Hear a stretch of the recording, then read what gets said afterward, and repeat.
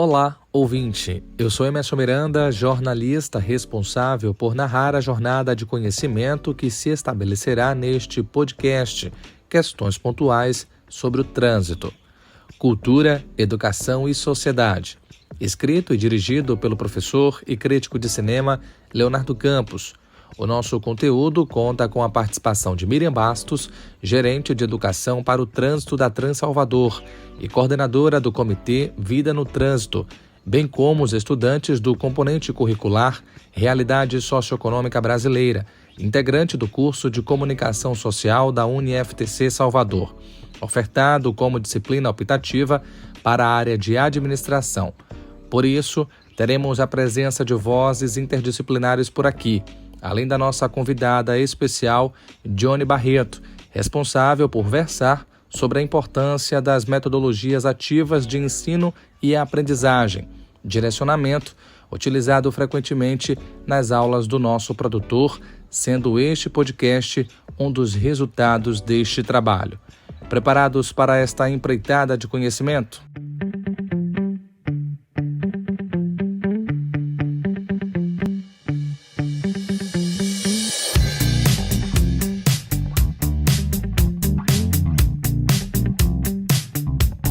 Conforme descrições do site do ICETRAN, para que todos possam transitar com tranquilidade e segurança nas vias urbanas, atualmente o Brasil conta com uma lei federal que regulamenta o trânsito de veículos e pedestres, o Código Nacional de Trânsito.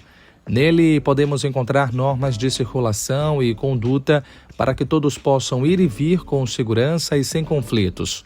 Confira dicas de boa conduta e mais educação no trânsito. Através da educação no trânsito dentro das escolas, poderemos formar cidadãos mais conscientes e preparados para enfrentar a vida e o trânsito. A iniciativa tem por objetivo contribuir na construção de valores como o respeito ao próximo para a proteção da vida, que é o nosso bem maior. A educação no trânsito nas escolas auxilia ainda na compreensão da criança em relação aos elementos e às situações vivenciadas no trânsito. Os ensinamentos sobre educação no trânsito devem começar nas séries iniciais e aliar teoria e prática. As crianças devem ser orientadas a ter um comportamento adequado em relação à segurança necessária nas vias públicas, tanto na condição de pedestre quanto na de passageiro. Aqueles que usam bicicletas, skates, patins e patinetes devem aprender que existem faixas para ciclistas e outros lugares apropriados e seguros para a diversão, que excluem as vias públicas. Também não devem se esquecer de usar equipamentos de proteção e segurança. Agora vamos saber da nossa convidada Miriam Bastos.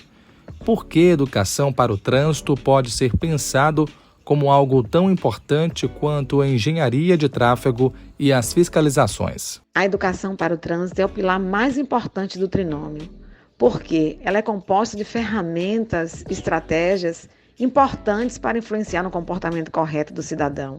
Então, independente de qualquer contexto, ela também não pode trabalhar sozinha.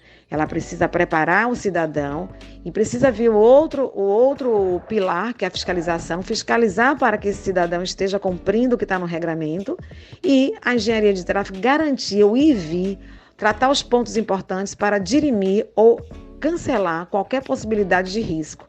E aí esse trinômio deve funcionar de forma articulada, estruturada, aliada ao tratamento dos dados qualificados para embasar quais serão as ações, quais serão os locais definidos de acordo com os dados estatísticos. A educação para o trânsito é primordial para que os demais elementos que compõem os sistemas seguros possam funcionar efetivamente. Aliado a isso, ela é tão importante quanto a fiscalização, engenharia de tráfego, e eu ainda incluo mais um item, que é dados estatísticos qualificados. Então, a educação para o trânsito, para além de ser uma disciplina, ela entra como um componente importante que, aliado a outras situações e aliado às políticas públicas, vai contribuir com a segurança viária como um todo da cidade. As cidades precisam estar cada vez mais sustentáveis, mais humanas, mais agradáveis, Mas isso só pode acontecer se aliado aos 3 componentes de educação, fiscalização e engenharia de tráfego, cada um atuando na sua forma e competência para formar um todo. E é isso que a população precisa, é isso que a sociedade precisa. Sistemas seguros envolvem estratégias integradas e que promovam a coordenação de várias situações e envolvam também as instituições. Para isso, é importante que a educação para o trânsito, a fiscalização, desenhos urbanos adequados com a necessidade estejam trabalhando de forma integrada. Para trazer este tema em suas aulas, o professor Leonardo Campos faz o uso constante de metodologias ativas de ensino e aprendizagem. Johnny Barreto, nossa convidada, acredita que este seja um caminho eficiente para maior engajamento dos estudantes e permitir que os conteúdos trabalhados em sala de aula sejam contemplados assertivamente, também no cotidiano destas pessoas que precisam exercer as suas cidadanias diariamente. Johnny, tudo bem? Explica para os nossos ouvintes o que são metodologias ativas de ensino e aprendizagem e por que elas são tão importantes para a educação. Pensar em metodologias ativas de aprendizagem é pensar em instrumentos, em ferramentas que vão contribuir para o protagonismo e para a autonomia do estudante em sala de aula. A professora, o professor, jamais vai perder a sua importância porque serão mediadores desse processo. Mas pensando nessa gama de possibilidades que as metodologias ativas proporcionam nessa dinâmica de ensino e aprendizagem, pensemos aqui na aplicação de uma sala de aula invertida, de uma gamificação, de um PBL, enfim, nós temos aí diversos instrumentos. Vou fazer aqui uma pequena analogia das metodologias ativas com um ateliê de um artista. Nós temos lá no ateliê pincéis, tintas, espátula, lápis de cor, carvão, esponja, temos diversos instrumentos. Vamos considerar que esses instrumentos são as metodologias ativas e que a tela que vamos pintar seja o nosso planejamento, seja o plano de ensino. Então, que instrumento, ou seja, que metodologia ativa naquele momento vai dialogar com os conteúdos da minha disciplina, com os objetivos, com os descritores de avaliação da minha disciplina. Então, é preciso que essa relação dialógica das metodologias, desses instrumentos, aconteçam no meu planejamento. Então, pensando nisso, qual será, na minha sala de aula, na minha disciplina, qual será a melhor metodologia ativa que vai estar contemplando o meu objetivo? A minha ementa, os meus conteúdos, os meus descritores de avaliação. Então, é preciso pensar que absolutamente nada deve ser aleatório numa sala de aula. Inclusive porque as metodologias ativas, elas vão contribuir para como eu falei no início, para o desenvolvimento desse protagonismo do estudante. Para entender mais sobre o assunto, temos que conhecer e disseminar os ideais da campanha anual Maio Amarelo, parte do nosso calendário desde 2014, quando surgiu com o tema Atenção pela Vida. Conforme os registros do site oficial da campanha, a ideia principal era a seguinte: a preocupação constante em reduzir acidentes de trânsito, em transformar nossa sociedade em um povo mais fraterno e educado quando o assunto é trânsito. A incessante busca em programas, projetos, sensibilização e formas de conscientização eficazes e eficientes para todos os tipos de públicos e, com isso, reduzir o gigantesco número de mortos e feridos pelas ruas de todo o país, fez com que muitas entidades já envolvidas com essa causa conseguissem seus esforços para uma mobilização que atingiu níveis de abrangência inéditos no país. Nasceu em 2014 o movimento Maio Amarelo. Diante do exposto, vamos saber de Miriam Bastos. Educar para o trânsito já é algo que ocorre nas campanhas e ações, mas na escola o tema deveria integrar os materiais didáticos como abordagem transversal? Sabemos que há leis e documentos, Mas como fazer funcionar na prática?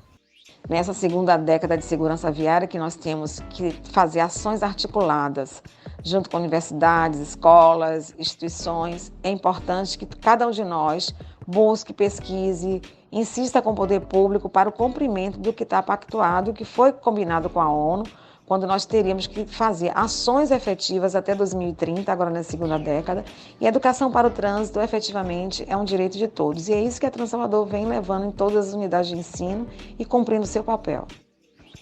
Temos várias ações que realizamos, lúdica pedagógica na rua de lazer, concursos de desenhos, palestras nas escolas. Nós já conseguimos capacitar, ou melhor, contemplar mais de 65 mil crianças nos últimos 10 anos. Entretanto, ainda temos muito que avançar. Embora estar citado e garantido lá na nova política de educação, na Base Nacional Comum Curricular, ainda não é trabalhado com os professores de forma interdisciplinar, e isso é um problema. Nós temos um programa focado para trabalhar com professores e alunos, e é o nosso grande desafio. Todos os dias nós vamos para uma escola, trabalhar a educação para o trânsito, mas nós percebemos que as escolas não ainda conseguiram inserir nos seus projetos políticos pedagógicos. Então, embora estar na lei, embora termos um trabalho efetivo aqui em Salvador, é preciso que a nova Base Nacional Comum Curricular, enquanto lei, ela dialogue com o Código de Trânsito Brasileiro, em termos de Ministério de Educação, para que efetivamente possa cumprir o que está na legislação. Muitos motoristas e pedestres não seguem as leis, o que pode provocar a ocorrência de vários acidentes de trânsito. Os dados estatísticos mostram índices preocupantes. Para as pessoas se conscientizarem desse perigo, o Brasil sempre elabora campanhas para a educação no trânsito, que chamam a atenção para a necessidade de respeitar a faixa de pedestres, usar cinto de segurança, não dirigir alcoolizado, utilizar cadeirinha para crianças no carro e muitas outras orientações. A educação no trânsito não se limita apenas a ensinar regras de circulação, mas também deve contribuir para formar cidadãos responsáveis, autônomos comprometidos com a preservação da vida. No cotidiano, o cidadão assume diversos papéis em diferentes momentos: pedestre, passageiro, condutor. Devemos agir cooperativamente em cada uma destas situações. Uma atenção a mais ou gentileza podem desarmar a irritação do outro. Tendo consciência plena deste problema, o professor Leonardo Campos, também participante deste podcast como convidado, e que daqui a pouquinho vai trazer um manancial de sugestões para a abordagem do assunto em sala de aula, esquematizou este podcast em realidade socioeconômica brasileira, solicitando aos seus estudantes que elaborassem direcionamentos sobre uma condução educada e assertiva no trânsito, material que vocês acompanharão agora. Ainda temos muito conhecimento a ser compartilhado até o desfecho do nosso podcast. Agora vamos conferir o que essa galera inteligentíssima trouxe de contribuição para a nossa sociedade. Olá pessoal, boa tarde, meu nome é Gabriel Azevedo e vou falar sobre não obedecer às sinalizações do trânsito. Isso é uma questão que ocorre com muita frequência, principalmente na cidade de Salvador. É uma questão principalmente de educação no trânsito, educação doméstica, pois as placas e as sinalizações estão ali para facilitar a vida do condutor e até mesmo também do pedestre. Casos que vemos com muita frequência são pessoas que não têm o direito e se aproveitam de vagas para deficientes, gestantes e idosos. Essas vagas são colocadas naquele local específico para facilitar a locomoção do idoso, da gestante ou do deficiente até o local que ela irá. Por isso que essas vagas normalmente são colocadas mais próximas do seu destino.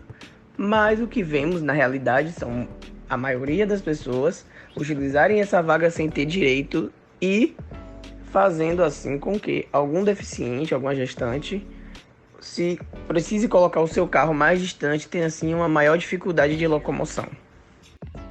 Fala galera, eu sou Nuria Stengli e hoje eu vim falar um pouquinho com vocês sobre a importância de se respeitar as sinalizações de trânsito a fim de prevenir acidentes. A sinalização de trânsito é uma das principais formas de garantir a segurança nas vias públicas. Ela é responsável por orientar os motoristas, pedestres e ciclistas sobre como proceder no tráfego, evitando acidentes e garantindo a fluidez do trânsito. A sinalização correta e adequada é fundamental para prevenir acidentes. Por exemplo, um sinal de pare em um cruzamento pode evitar uma colisão entre dois veículos. Da mesma forma, uma faixa de pedestre bem sinalizada pode evitar atropelamentos. Além disso, a sinalização pode ajudar a manter a fluidez do tráfego, evitando congestionamentos e diminuindo o tempo de deslocamento dos motoristas. Quando os motoristas sabem exatamente o que esperar na via, eles podem se preparar melhor para lidar com as situações, evitando freadas bruscas, mudanças repentinas de faixa e outros comportamentos que podem causar acidentes. Por fim, é importante destacar que a sinalização de trânsito é uma responsabilidade compartilhada. Os motoristas devem estar atentos aos sinais e obedecê-los rigorosamente, enquanto as autoridades de trânsito devem garantir que a sinalização esteja sempre em bom estado e devidamente instalada e atualizada. Quando todos fazem a sua parte, é possível garantir a segurança de todos no trânsito. Olá, meu nome é Natiana Rodrigues e o meu tema foi Atenção no Trânsito. A atenção é um elemento fundamental para a prática da direção defensiva, tanto que, dentro do conceito, ela é classificada em 3 tipos. Existe a atenção fixa, tipo de atenção em que o condutor se concentra em um único ponto, geralmente à frente do veículo, sem se atentar aos movimentos que acontecem nas laterais e atrás dele. A atenção dispersa ocorre quando o motorista não mantém o foco totalmente na direção, distraindo-se, olhando o celular, a paisagem, conversando com passageiros, comendo ou realizando outras atividades. E a atenção difusa é o tipo de atenção no trânsito que todos precisam ter, pois nela o condutor se mantém atento ao movimento que acontece ao redor, movendo a cabeça e olhando também os retrovisores. Oi pessoal, aqui quem fala com vocês sou eu, Caio Pablo, e hoje o tema do nosso podcast é sobre a importância da atenção no trânsito. E você sabia que tem 3 maiores causas de acidentes no trânsito? A mais recorrente é a negligência e a falta de atenção dos motoristas. E quando eu falo da negligência, eu estou falando da negligência às regras e leis de trânsito, assim também como a negligência à sua própria vida e com a vida do próximo. Tá bom? E é pensando nisso que esse podcast tem o intuito e o objetivo de passar algumas diquinhas para vocês criarem ações preventivas para aplicarem na rotina diária de vocês e criarem hábitos saudáveis e legais, tá certo? A primeira dica é respeitar todas as sinalizações de trânsito, tá? Se elas foram criadas é porque elas precisam ser respeitadas, tá? Então respeitem, por favor. A segunda dica é evitar olhar qualquer objeto que tire a sua atenção do volante do trânsito, tá? Então foca somente no trânsito, não desfoque a sua atenção. O objetivo é sair de casa e voltar em casa em segurança, então por favor, foca no trânsito. E a última, mas não menos importante, que todo mundo tá cansado de saber, que é utilizar o cinto de segurança, né? O cinto de segurança é muito importante e eu posso assim dizer com toda certeza para vocês que ele salva vidas, tá certo? Então usem o cinto de segurança. No mais, é só isso. Eu espero que vocês tenham gostado do nosso podcast, do episódio de hoje. Até mais. Um beijo, tchau, tchau. Olá, me chamo Carol Xavier e hoje vim falar um pouco sobre a falta de atenção no trânsito. Sabe aquele minutinho que você dá aquela olhada na nova notificação que chegou no seu WhatsApp e abre um áudio, ler uma mensagem ou até mesmo envia para alguém? Isso pode custar a sua vida ou a vida de outras pessoas. Ah, mas é tão rápido! Acidentes podem acontecer dentro de segundos, estando ou não em vias com alto fluxo. Ah, e quando estiver com passageiro, evite discussões dentro do carro. Isso pode fazer com que você não veja as sinalizações de trânsito. Pegue a visão. O WhatsApp pode esperar, a discussão pode ficar para depois, mas a sua segurança deve ser priorizada na hora e sempre. Olá, meu querido amigo bebedor de plantão. Meu nome é Joshua Fruid e meu tema é dirigir alcoolizado. Eu sei que você adora beber uma cervejinha ou um drink depois de um dia cansativo de trabalho, mas sabia que dirigir alcoolizado pode causar uma série de problemas e até mesmo acabar com sua vida? De acordo com dados da Associação Brasileira de Medicina de Tráfego, cerca de 6 em cada 10 acidentes de trânsito com vítimas envolvem o consumo de álcool por um dos condutores. Ou seja, é uma prática muito perigosa que pode colocar sua vida ou de outras em perigo. Não é só isso. Dirigir alcoolizado também pode acarretar multas, perdas de carteira, de habilitação e até mesmo processos judiciais. E acredite em mim, passar horas em uma sala de tribunal não é a maneira mais divertida de se passar o tempo. Além disso, você não quer ser conhecido como uma pessoa que acabou uma festa, não é mesmo? Imagina só, você bebeu um pouco mais, dirigiu e acabou causando um acidente. Seus amigos, familiares, até mesmo desconhecidos irão lembrar como uma pessoa que estragou tudo. Então, meu amigo, vamos fazer um trato? A próxima vez que você decidir beber, chame um amigo ou use um aplicativo de transporte, tem tantos aí disponíveis. Assim você pode aproveitar a noite sem se preocupar e sem causar acidentes. Então, fica atento. E essas foram as dicas dos alunos da UniFTC para você. Tchau, tchau. Oi, gente, tudo bem com vocês? Aqui quem fala é Karina Brasil e hoje eu estou com uma colega aqui, a Mônica Coelho, com um tema super interessante e que interessa a cada um ouvinte de vocês. Então vamos lá, gente. Hoje nós vamos trazer aqui para você o excesso da velocidade, o exceder velocidade. Você sabe quais são as consequências quando você faz isso no trânsito? Ou quando você se depara com algum outro condutor fazendo isso? Mônica, uma das coisas que hoje as pessoas ficam com muito receio e às vezes nem têm o conhecimento é sobre perder a CNH. Porque quando você excede essa velocidade, você termina tomando multas. Você também esquece que você está levando risco para o próximo, né? Você pega um celular, começa a conversar, esquece de olhar o velocímetro. E aí, gente, como consequência, minha querida Mônica, é aí que vem um acidente.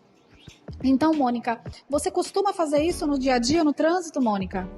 Não dirijo ainda, mas também a gente sabe que isso é errado, né? Quando a gente está na autoescola, a gente sabe falar muito sobre a velocidade. Muito bem, gente. Gostei porque ela foi bem sincera em não dirigir, mas ela já está com esse conhecimento teórico, né? E na prática, com certeza, ela já deve ter visto isso no dia a dia. Então, o que eu deixo aqui para vocês é um conselho. Pense 2 vezes na hora que você for pisar no acelerador. Não esqueça que tem vidas ao seu lado. Não esqueça que sua vida vale muito mais do que isso. Lembre-se que se você não for lembrar dessa forma, você vai ser lembrado porque a multa vai bater na tua porta. Lembre-se que você pode ter o carro e não ter nem como dirigir, porque você está sem carteira, certo? Então fica a dica e cola aqui com a gente que em breve traremos mais um assunto. Oi, gente, tudo bem? Olha nós aqui de novo. Karina, sabe o que eu acabei de lembrar? Você falou muito bem do excesso da velocidade, mas você sabia que transitar com a metade da velocidade inferior permitida para a via gera inflação média e chega até penalidade com multa? Gente, você tocou num assunto muito interessante, tá vendo? Que a gente só lembra mesmo quando bate no bolso. Essa é a novidade, Mônica. Mas fica aqui a dica para vocês, viu? Que a gente não sabe de nada nesse mundo, até sabe, mas a gente tem preguiça de consultar, né, gente? A gente só lembra quando chega aquela famosa multa. Então, não permita que isso aconteça na sua vida. Nem muito e nem pouco. Respeite. Respeite e não esqueça. Tenha calma, porque o seu destino vai chegar. Não queira antecipar nada na sua vida. Tudo no seu tempo, certo? E nós vamos ficando por aqui e até a próxima sugestão. Olá, meu nome é Vitor e hoje eu vou falar sobre as infrações. Avançar o sinal vermelho do semáforo ou de parada obrigatória, exceto onde houver sinalização que permita a livre convenção à direita prevista no artigo 44A deste Código, dada pela lei no número 14071/20, em vigor a partir de 12 de abril de 2021. A infração é gravíssima, penalidade e multa. Competência nas vias urbanas do município no valor da multa de R$ 293,47. Pontuação de 7 pontos na carteira, Códigos de Enquadramento 605.1 Senáforo, 605.2 Parada Obrigatória e 605.3 Fiscalização Eletrônica do Senáforo. Responsável pela infração condutor, contestação da infração é possível sem bordagem. Esta infração se caracteriza pela desobediência à placa R1 ou R21, bem como o sinal de parada obrigatória representado pelo gestor de agente de trânsito. Resolução do CONTRAN 165/04. Utilização de sistemas não metrológicos. Portaria do DETRAN no número 016/04. Requisitos mínimos para fiscalização eletrônica. E aí, galera, eu sou Gisele Soares e estou colada com esse bonde para falar desse assunto que é tão necessário na sociedade. No trânsito, a gente sabe que qualquer deslize pode gerar graves consequências e por isso é preciso bastante atenção, constante prudência e respeito às normas de condução. Porém, o desrespeito com a sinalização é responsável por 12% dos acidentes aqui no Brasil.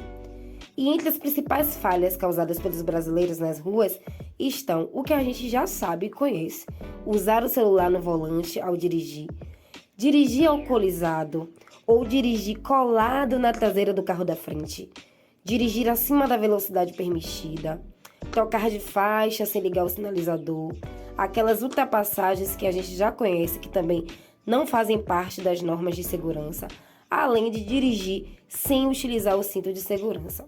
Esses e outros diversos hábitos ocorrem com frequência e a gente vê os grandes acidentes que acontecem aqui cotidianamente.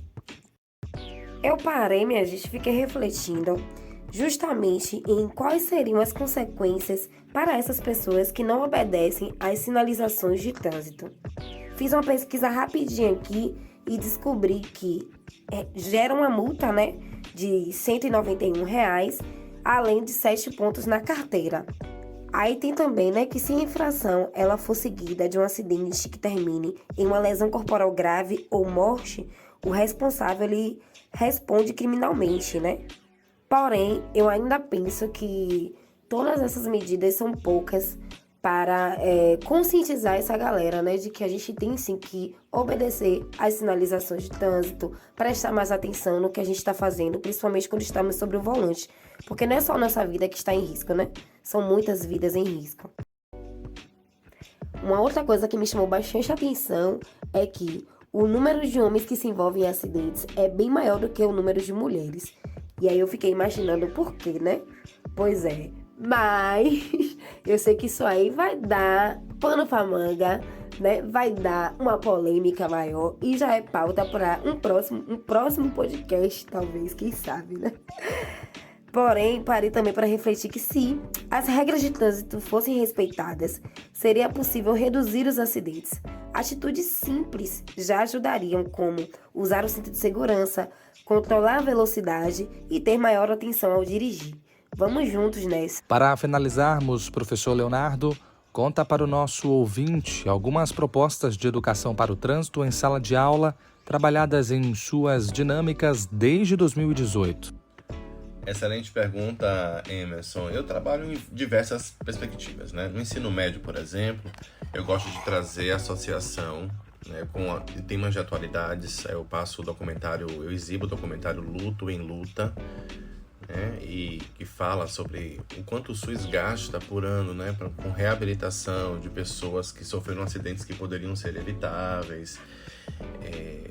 Geralmente é bom o professor sempre trabalhar o filme e aí ter um texto norteador, motivador, de preferência fazer uma questão de avaliação diagnóstica anterior ao filme para entender mais ou menos o que os alunos acham e sabem sobre aquele assunto.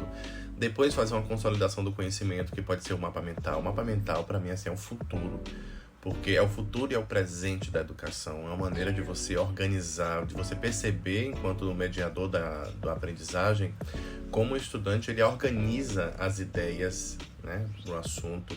Essa organização de ideias já serve para ele organizar a semana dele, organizar os rascunhos para um texto. Então, para mim, é uma metodologia que eu aderi em 2018, 2017 para cá, e eu não deixo mais de lado, porque É muito interessante. Tem também, olha só, uma associação que eu faço com o modernismo, né? Quem trabalha com ensino médio trabalha com modernismo brasileiro, então eu trabalho com a Era do Automóvel, de João do Rio. Eu pego os contos, o Gaetaninho, do Alcântara Machado, que fala de um atropelamento, né? E falo dessa questão da modernidade, da chegada da tecnologia, da chegada das revoluções industriais. Então, o carro, né? O surgimento do carro, o primeiro carro, como isso foi revolucionário. E discuto isso em meus conteúdos, então eu consigo colocar a educação para o trânsito, atualidades, junto com literatura. Então tem os contos Patrícia, que é da coletânea Tudo Que Não Foi. Tem os contos Passeio Noturno 1 e 2, de Rubem Fonseca, que já tem uma pegada mais policial, mais de suspense. Eu trabalho também com um livro De Carona com Nitro, que fala de várias histórias cruzadas sobre o assunto. Eu Sei O Que Vocês Fizeram no Verão Passado. Tanto o filme quanto o livro falam, né, dos desdobramentos da ética no trânsito, depois que um grupo de jovens atropela um homem e não dá socorro, e essa pessoa volta para se vingar. A crônica de Luiz Serrano Veríssimo, O Último Engarrafamento, também é bem interessante para trabalhar. O romance A História da Reserva, que foi depois transformado em filme, no filme Traídos pelo Destino, que fala também de um advogado que atropela o filho de um professor e nega socorro, foge, a criança morre, e depois o embate entre as famílias, a crise que é estabelecida disso daí. Então dá para discutir muita coisa, atualidades, ética, direito, dá para fazer aulas aí interdisciplinares, muito boas. Tem um livro Fé em Deus e Pé na Tábua, que é do Roberto Machado, né, que ele trabalha com antropologia. Motoboys, Filhos do Asfalto, nas Artérias da Exclusão. Excelente trabalho de conclusão de curso transformado em livro, faz um panorama da urbanização. É um assunto que interessa a todos nós. A gente tem que sair dessa questão de é um assunto da área de engenharia, é um assunto da área de engenharia civil ou de outro. Não, é um assunto que interessa a todos nós, porque nós somos pessoas ali que estamos nos deslocando, né, diariamente. Rota de Colisão, que fala sobre acidentes também. Trânsito e Xadrez, a relação de como ensinar trânsito, entender o trânsito por meio do xadrez. E aí tem os filmes, a gente tem os trechos de filmes ou filmes que trabalham especificamente. Um exemplo para trabalhar com contemporaneidade, com questões multirraciais, é Crash, No Limite. Ele começa com um acidente, né, com a batida, e termina com a batida. Então ele alegoriza a batida dos carros com a batida dos encontros entre seres humanos diariamente. E aí nós temos também Perigo por Encomenda, que fala sobre a uberização da mão de obra. Olhar de Anjo, com a Jennifer Lopes, que fala sobre os desdobramentos, né? Antes que termine o dia, também parecido, trabalho com desdobramentos aí de um acidente na vida das pessoas. O Amanhã Nunca Mais, com Lázaro Ramos, que fala dos engarrafamentos e como ele não consegue chegar para o aniversário do filho. São muitas as produções, né? Boas Intenções, o filme francês, que fala das pessoas, dos imigrantes, né? De uma professora que vai ensinar autoescola para os estudantes imigrantes e tal. Eles vão exercer a sua cidadania através do trânsito. Então também é um exemplo bem interessante. Eu gosto de trabalhar com questões discursivas, com infográficos, com mapas mentais, com seminários, enfim, análise fílmica, análise literária, sempre relacionando o máximo de conteúdos de suportes e locais distintos possíveis para que o estudante tenha a melhor experiência de aprendizagem. Ouvinte, chegamos ao final do nosso podcast Questões Pontuais sobre o Trânsito, Cultura, Educação e Sociedade. Esperamos que tenham anotado as sugestões de leitura e aprendido com os nossos convidados a exercer a cidadania assertivamente no âmbito de nossa mobilidade urbana cotidiana. Nos encontramos em nosso próximo empreendimento educativo. Combinado?